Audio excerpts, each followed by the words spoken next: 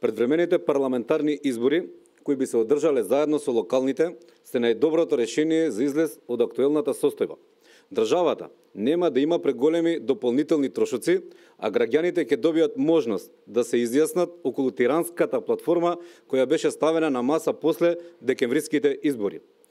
Сеалбанската платформа беше подпишана на Божик 7 јануари во Тирана од страна на лидерите на албанските партии во Македонија.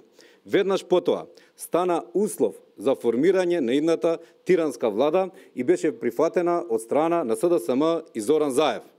Еден месец предходно, на декемвриските избори, граѓаните ниту беа информирани, ниту беа прашани што мислат за промена на банкнотите, официализирање на албанскиот јазик на целата територија, носење на резолуција за геноцид врз албанците и низ за други скандалозни одредби кои ги содржи тиранската платформа.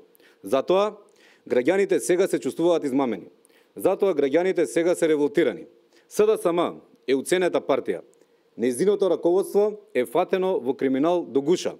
Знаат дека има докази и за подкупот на аболицираниот Зоран Заев, и за изборните измами и нерегуларности на Оливер Спасовски и за кириите на Радмила Шикеринска.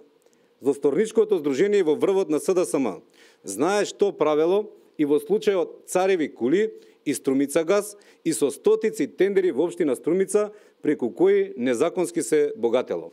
Тоа е главната причина заради која се согласуваат да менуваат и знаме, и химна, и грб. Тоа е главната причина поради која СДСМ подлегнува на уцените и прифаќа да ги менува банкнотите, униформите и да ги осуди партизаните и Република Македонија дека вршиле геноцид врз албанците. Криминогеното раководство на СДСМ е исплашено дека ќе одговара за криминалите.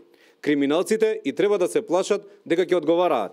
Секој што работил незаконски мора да се соочи со законот. ВМРО ДПМН нема да дозволи некој да тргува со државните и националните интереси само за да се спаси од кривична одговорност. Ви благодарам.